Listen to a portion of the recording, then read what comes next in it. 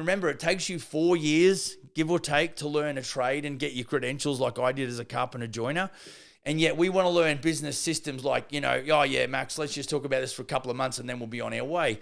And it's just, it's delusional. It's just not the truth. How old are you going to be before you start to experience life like you want it? I want to tell you right now, whether you like it or not, there is a better way to do business. Hi everyone, welcome to the Business for Builders podcast. My name's Max, I'm your host. Thanks for joining us. Welcome to you if you're in YouTube land.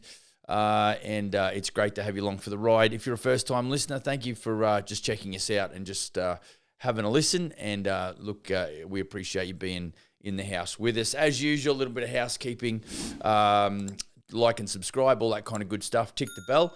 And if you've got any questions, hit me up on email, max@elitebusinessadvisory.com. You can go and check out elitebusinessadvisory.com if you are interested in chatting with me about what's entailed around our coaching program there at Elite Business. And look, as usual today, really want to make sure that you get some value. While we're talking to value, shoot across to Business for Builders VIP private Facebook group. If you're a good sort, I'll let you in there.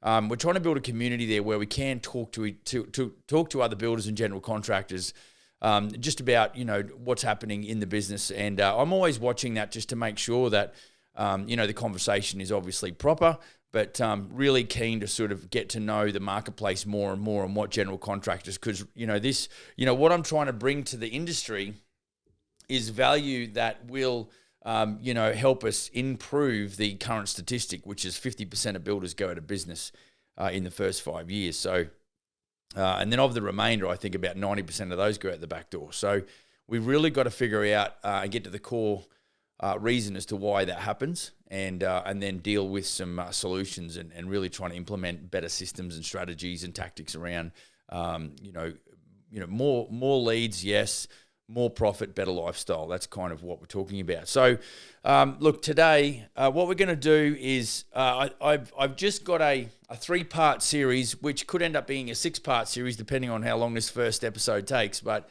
I think everyone wants to grow a business, and I am on board with that. So what we're really referring to is scalability. I think part of scalability is agility. And so what I'm going to quickly do, no, I'm not. That's a lie. I'm not going to quickly do anything. This episode's going to be a little bit long. So, it might work out better if you put me on 1.25 speed or something like that. And that way you can get through the information. And be sure to maybe if this is of interest, maybe you want to listen to it again, just hit that save episodes. And that will give you the ability to track this episode to listen to it when maybe you've got a pen in your hand and or you're taking some notes on your PC as you can contemplate building and improving your current business. So I've got 6 points here as a foundation to a 3-part series. Don't hold me to that, but it's going to be at least 3 parts, if not more. And I'm really talking about scalability characteristics. And so it's like everyone wants to grow a business, and I deal with franchise general contractors, and I deal with general contractors in different parts of the world now as elite business clients, and I hear their stories and I look at their challenges, and it's funny, doing business in all of these different countries and towns and things like that. There's always this common underlying fact that I'm really good on the tools and I love to do what I do, but monetizing it and making a business or building a business that's profitable is a large challenge. So, what we're going to talk about, like I said, is scalability characteristics. And then as the weeks, the next couple of weeks goes on, we're going to dive a little bit deeper and deeper into the specifics and really give you guys and gals a bit of an understanding of what it takes. And when I say what it takes, I'm talking about those things, the characteristics or the challenges that we face on our journey to trying to build, a business that creates massive profit to give us the lifestyle that we want. It's okay to love what you do, but at the end of the day, if you love what you do and you can't make it pay, then that's a problem. So I'm going to rocket through 6 points here and really give us a little bit of an overview, a little bit of a foundation stone, just to really setting up in our own minds. I think that's what we're trying to do. When I'm dealing with retail clients at any time, I'm always about setting boundaries, managing expectations. And so really, I think when we talk about scaling a business and growing a business, I've seen too many guys go to a high revenue number, but unfortunately are not in the emotional position to be able to handle the challenges that go along with that kind of revenue. I've said it before, higher the levels, bigger the devils. And so the challenges that really what it comes down to is that you, as the business enlarges and gets bigger, you must be more systems oriented when you're doing $2 million than maybe what you were when you're doing 300,000. And so we just got to be, and so this is what I'm talking about. It's the mental gymnastics we go through going, okay, what should I be doing now? And a lot of the time, most of the time, as you go forward, you don't know what to expect. And so, I think, what I'm finding with a lot of my coaching clients specifically is that, because they are still all on their own compared to my franchise general contractors or builders, we do a lot of the heavy lifting for them, and so there's a shared load. Like the capacity is definitely on them, that's required is not as much because of, the arrangement we have as it relates to the franchise setup. Whereas when I'm dealing with guys in the field who are just running their own deal, alls I am in there is an advisory. And obviously what I'm tapping into is a few years of experience to really try and help them as they walk forward, is to really understand and navigate their way through the various challenges that more often than not we will all face at some point. And in some cases they can be large enough to take us out financially, but in some cases they're just a little bit of a flesh wound that needs to be stitched up and we can move on. So let's get cracking. The first one there is flexibility. You need an agile and scalable, attitude so that you're able to adapt to these changing circumstances, within your business. It's super important that I think we've got to be fairly regimented in what we do in some cases, and there's parts of the business that need to be locked in stone.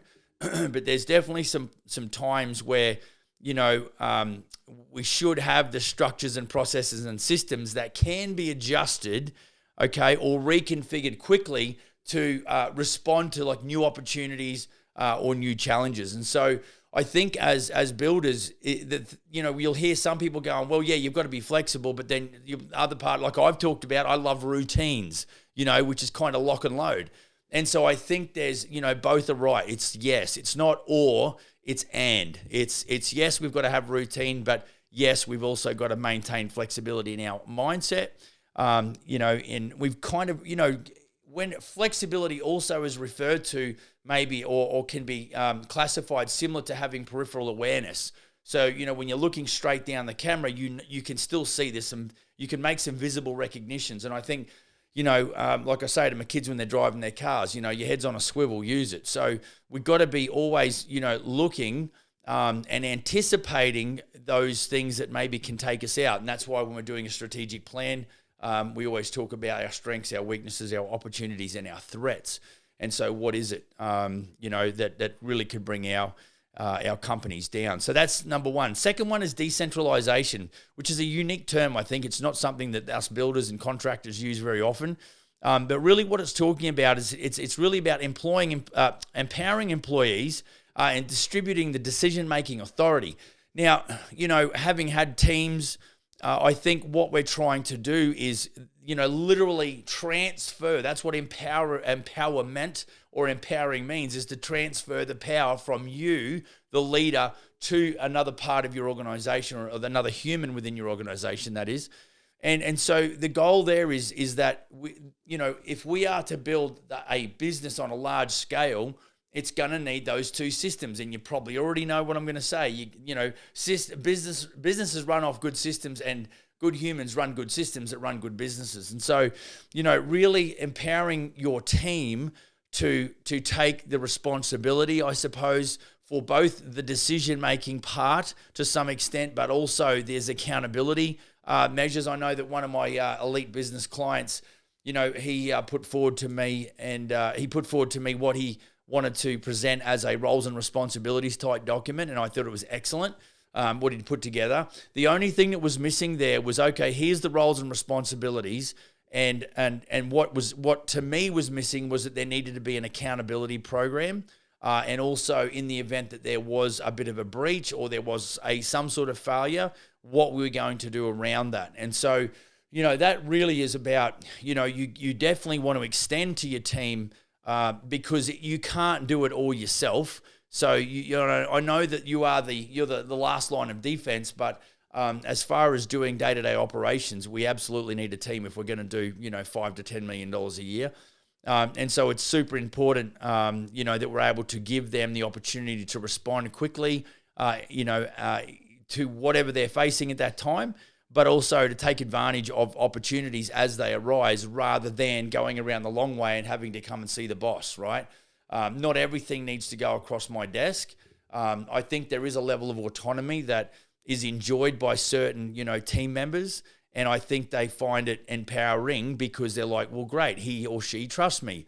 And I think that's really important. And so that, so long as you're not just extending rope with no accountability measures, no reporting mechanisms, I think what can happen is we can empower our people, but not keep them accountable.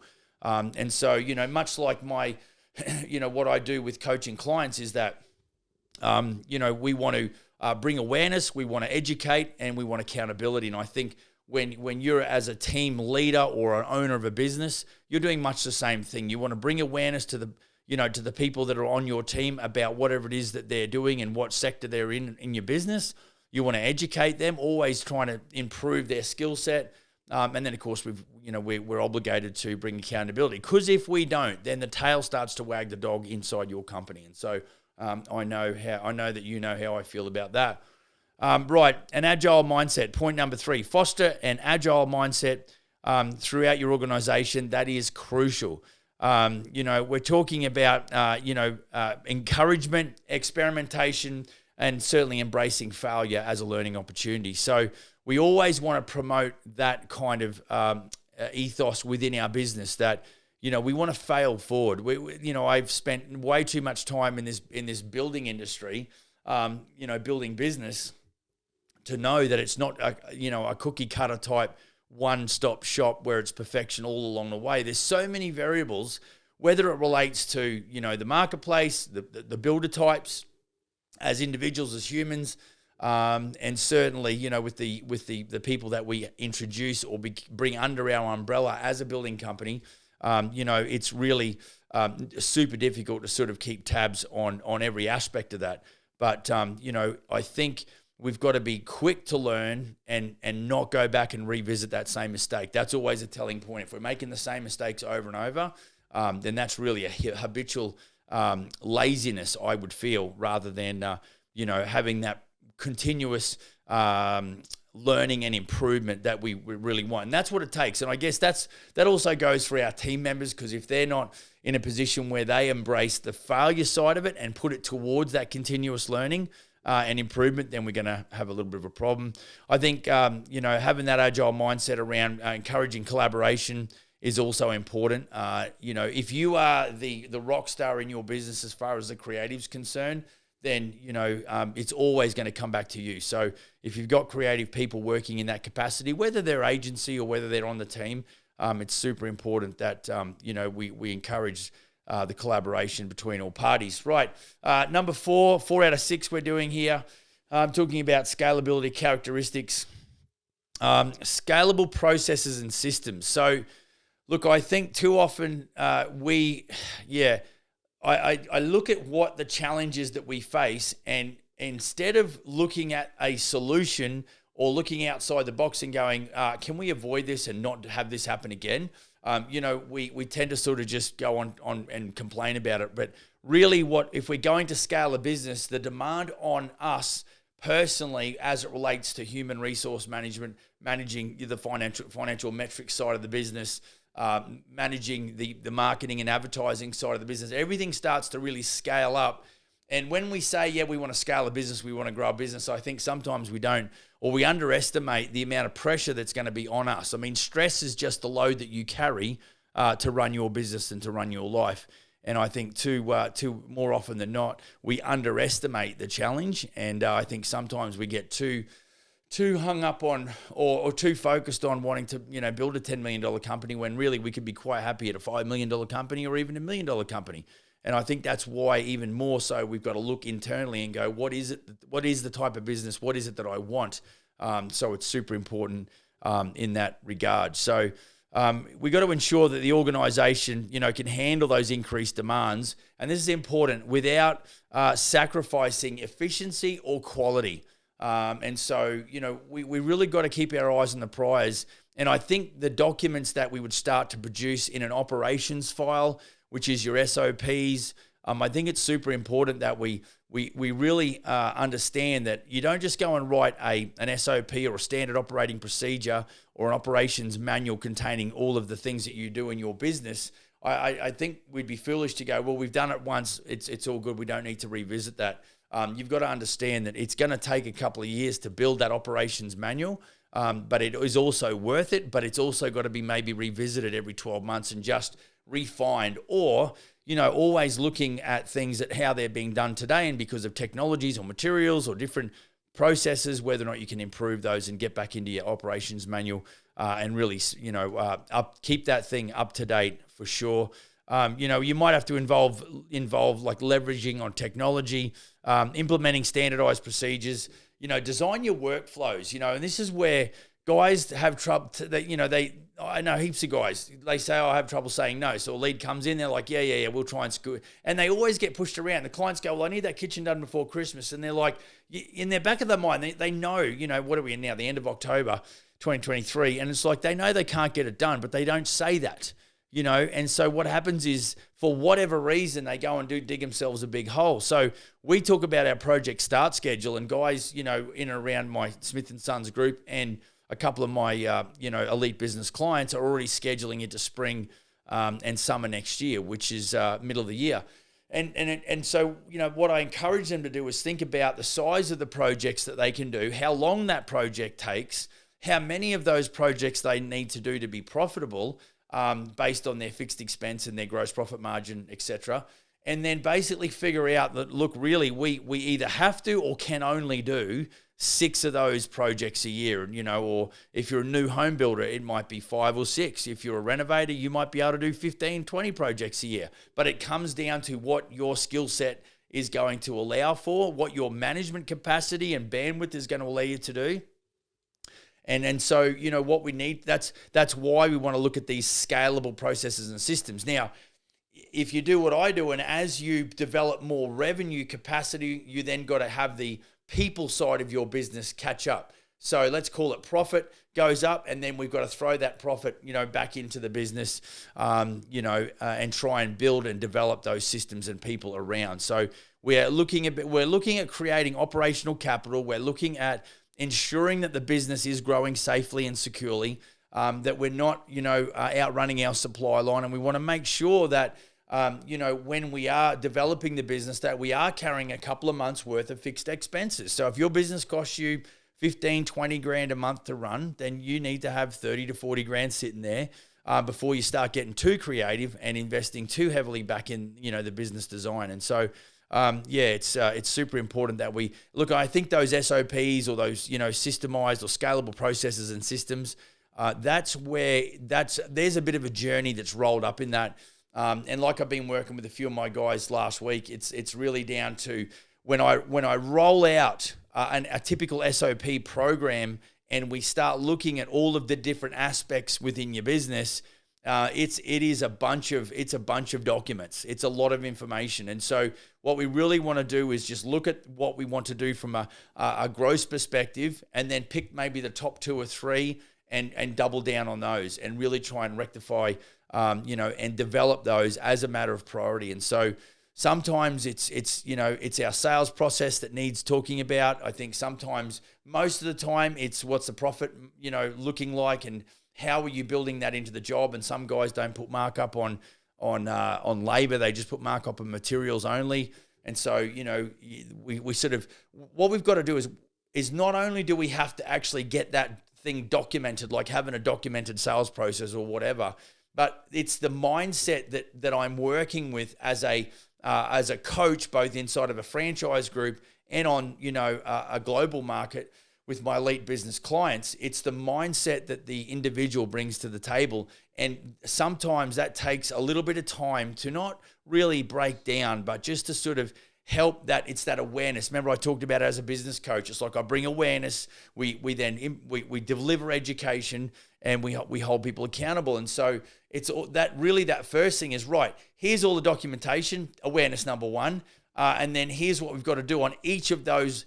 We've got to create action plans out the back of those.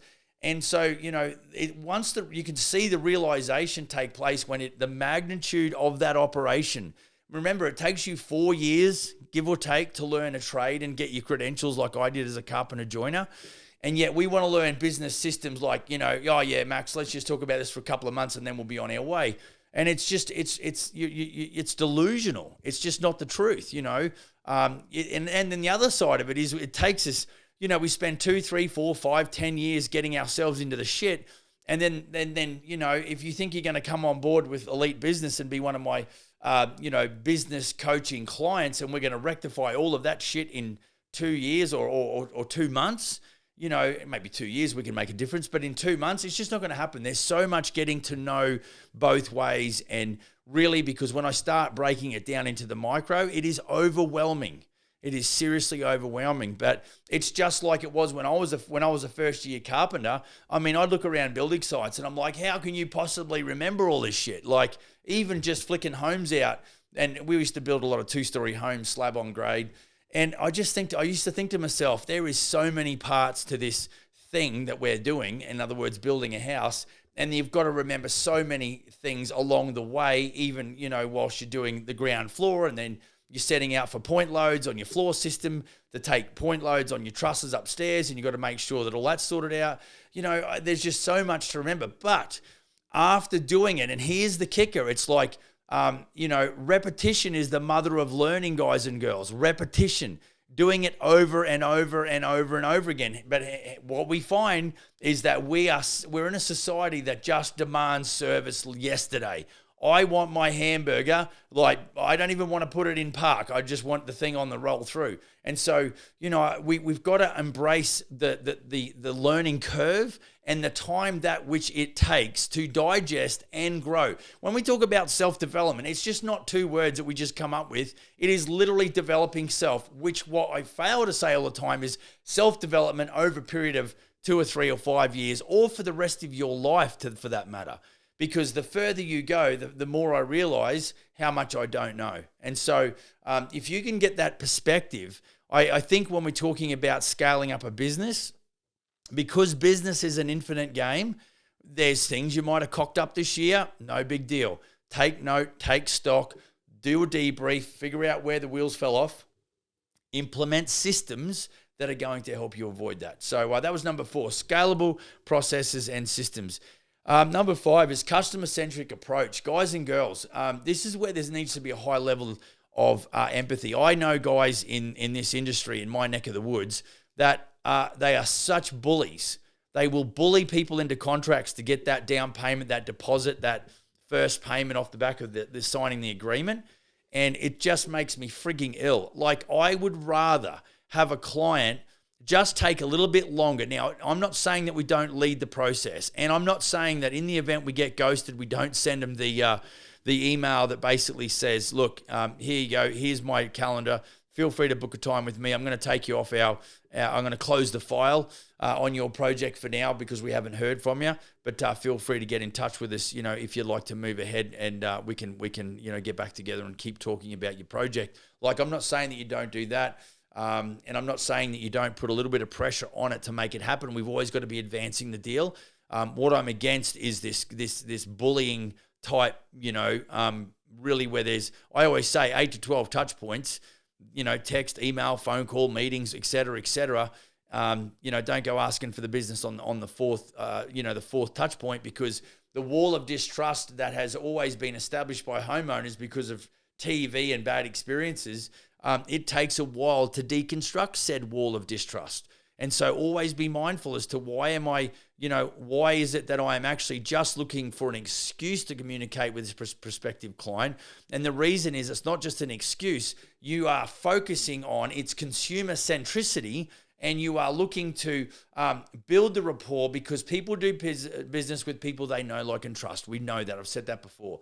And so with that in mind, we're like, right, the reason I'm doing this is not to just rack up 8 touch points. The reason I'm doing this, my intention is so that they can learn and they can learn to trust me. And it takes a little bit of time. And so, we really got to apply a high level of empathy. When you think about, how a customer should be treated, like, how would you want a builder, treating your mum or dad or family friend or sister or brother? Like, that's the kind of empathy that you need to have when you're talking about customer centricity. So, focus on their needs, obviously, and their feedback. Their feedback is always important, both good and bad. We all have bad days, and sometimes clients maybe aren't what they were cracked up to be, or maybe we waved them through them and signed them up when we probably shouldn't have. And so, I think we can learn a lot from dealing with the wrong client, but I don't want you to make a career of that. It's super important that you understand that, qualifying is really what's going to make your life easier or worse, depending on how you qualify. I think you go back to, we talked about, the point previous about systems, having a qualifying procedure, which really forms part of your documented sales process. What are the qualifying questions that I can ask? And so what we're trying to say is, yes, we are willing to be customer centric, but we also don't have to work for every single person who knocks on your door and wants you to do a job. So, I love to be, it makes me a lot more happier when I'm dealing with a customer who's very easy to deal with. It makes it easier for me to make that client happier, and then they're super happy because they're easy to work with. Whereas if you get clients that are nothing but an arm wrestle to try and deal with, and it's just a grind to get through a week and to get that job completed, that's where it really makes it difficult to be consumer centric. And so I really understand that, having that consumer centric approach is something that, I think is tied to the way we qualify. And again, we say, well, we don't want to be too desperate. We really want to be deliberate. But sometimes, if we're not careful, we're going to get ourselves wrapped up and tied up with a client that really doesn't, fit within our culture. But it's always good to gather customer insights. One of my guys on Vancouver Island, he just recently got another 5-star review on Google, and I read that, and I read the one before it actually which is about 5 months ago. And he's really making the clients happy. And so, I think that we add social proof or confirmation. So when other people are looking around and they do see other people with genuine, happy experiences, what it does is it compels the client to do business with us over our competition, which essentially gives us a competitive advantage. And so, what does consumer or customer centricity do, or does it gives us a competitive advantage? And so, that's something worth considering. We use Net Promoter Scores and customer satisfaction, or CSATs. So maybe just Google those and you can see how that works. But it's a really good way of just getting, good, honest feedback, both good and bad. I know we're not perfect. And the thing is, if we do get good feedback, it confirms that which we know we are good at. Yes, we are good at the fulfillment side of, and really once we've had a client that's been happy in construction, it means we've taken care of them the whole way through. And so, just to get that final review or that video testimonial is confirmation to you that, you're doing really well. On the flip side, and occasionally you might drop the ball. And so it's always good, because even if a customer is a little bit emotionally involved and they give us some feedback, that could be some insight that your business system actually needs to just make a few finishing touches to your delivery methods, which can really, help your business in the long term to avoid those little failures along the way. But nonetheless, it's super important. The final thing I'm going to finish on here, point number 6. Point number 3, we talked about agile mindset. Point number 6 here, we're going to talk about agile leadership. And this goes for you guys and gals. If you're saying, yes, I want to be the boss, I want to be the main builder guy or girl, effective leadership is crucial for creating an agile and scalable organization. So, I think that the speed of the leader determines the speed of the pack. You've heard me say that before. But as far as agile leaders, we should really, be open to new ideas, promote a culture of trust and collaboration. I mean, I love working with my team, And, as long as you are providing, clear direction whilst allowing that autonomy, because built into that in brackets is accountability, and you as the leader, you champion agility and scalability throughout the organization. I think they are the qualities that really reflect an agile leader. Someone that is just got a clean set of heels, because if the speed of the leader does determine the speed of the pack, if you're getting bogged down in the incidentals, and I'm not saying there's not a time where you can't sit down and go, right, let's look at all the micro, but as far as the majority of the time, you're really, you're empowering the whole program and the whole system at the highest level. So, I think you want to have, a high level of confidence as a business operator. But at the same time, you want to have a high level of humility as well. So you want both confidence and humility to be in equal measures. So, it's pretty important. So, these sorts of characteristics, they work to create an organizational culture, and a structure that can adapt and grow. And I think that's, in a dynamic business environment where, we're always on the lookout for the blind side. There's always potentially something around the corner that, has the ability to make life difficult for us business owners. I think we've really got to, allow our organizations to seize the opportunities and stay competitive.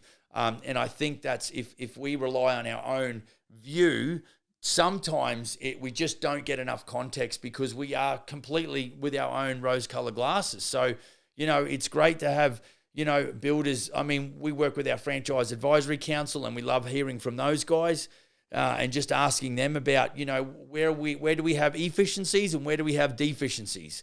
What's working? What can we do better as a franchisor to create the system that is Smith & Sons and make it a lot better? And that's that collaboration side of things, because if it was all left up to me, I just know that I think it would limit the success. It would bottleneck the momentum. And that's what you don't want to do with your business. So I'd encourage you to consider those. So look, in conclusion, so we just talked about flexibility, point one. We talked about decentralization was point number two, empowering your employees and your team. We're talking about having an agile mindset. We talked about having a scalable processes and systems being developed that are always in a state of flux, or always a live kind of document, and always can be improving. We talked about the customer centricity and the customer-centric approach, and we talked about you as the business leader being agile in your attitude and in your leadership capacity. Look, I think at the end of the day, you guys and girls do not need another idea, and this is what amazes me, just as I wrap up this episode. What amazes me is that there is so much information, like it will choke you to death. What we suffer from, guys and girls, and look, I could be wrong, but feel free to chime in, that we don't suffer from a shortage of ideas. What we have challenges with is we have challenges with idea implementation. It's like, how do we implement all? We're blessed to have so much choice. It's like a fire hose of information. You can't go anywhere. You could go to ChatGPT. You could go, on YouTube. You can Google it. Like, there is just the stuff at your fingertips is ridiculous compared to when I started my time in 1989. That'll show you half of you folks hadn't been born then. But this is why, in this day and age, and I think as I have moved through the development or through a startup phase of a franchise group, as well as just recently launching a business coaching business, it really becomes pretty open, or pretty easy for me to see that it's not the fact that there's information that shortfall or shortage. There is information everywhere. What's required is to have a little bit of, yes, there's some revelation of the information, but it's the implementation of that information that really is what we're trying to get at. It's like, how can I do? One of my guys here in Canada, he's like, you just got to tell me what to do. Tell me what to do next. It's a tremendous attitude, because it's like, all right, what that does to me as a business coach is like, all right, I got to get to know this guy's business. I got to get to know this guy as a business owner. I've got to really understand what his goals and dreams and objectives are, understand where he's coming from as far as what baggage does he bring to the construction table, if you like. Because really that's an open book. That's a clean slate. So pretty excited to, do that. So, really at the end of the day, here's another episode you've just invested your time in, and I appreciate it. If you're a long-term listener, long-time viewer, great to have you still with us. And if you're a first time, then I hope you got something out of it. But really what the struggle that we have as we go out tomorrow morning, and we've got to start thinking about, right, well, I just heard that really good information. Now, how do I implement that? And so, what I'll always say to my team or to my franchisees and my business clients is that we have to initiate, and then as it then begins to, gain momentum, we've then got to optimize. And I love that, because what it means is I don't have to have the initial startup phase be perfect. We can actually use market pressure to highlight where we have to do something with that initiative that is better. Or in some cases, that might just say the initiative was wrong. Let's just bin it, and we got to go a different route. And that happens all the time. So guys and girls, I hope that's, put a little bit of a seed in your brain or a stone in your shoe. Or maybe it confirms everything that you're doing. And if you are building a kick-ass business, I congratulate you for doing that. If you're not in a position you're not in that position where you feel confident about where your business is going to be in 5 years, and keep in mind, like I said at the start, 50% of businesses go out the back door, in 5 years, then maybe you just want to hit that book a consultation button on elitebusinessadvisory.com. Get 30 minutes with me. It's just a basic, no obligation strategy session. Let me talk to you about your business, because what I'll generally do is I'll do a couple of things. I'll highlight the gaps, and then, we'll certainly look at where the short-term future of your business is. And then we can figure out, based on a secondary, I will give you an hour complimentary coaching session to really double down on what we believe are the major deficiencies in your business, or the major areas where you need systemizations within your business in the areas of time, team, and money. And look at what we can, what systems, what tactics that we can implement to really pick up the game as far as your business development and business momentum and profitability is concerned. Don't forget to shoot across Facebook group, Business for Builders VIP. Hit the join button there if you're a good sort and you're in the building game. Let me stress, this is for contractors. We sort of want to make sure that we keep that group fairly pure to the ultimate objective, which is helping builders and general contractors succeed. Like and subscribe. Drop a comment in there if you're watching this on YouTube.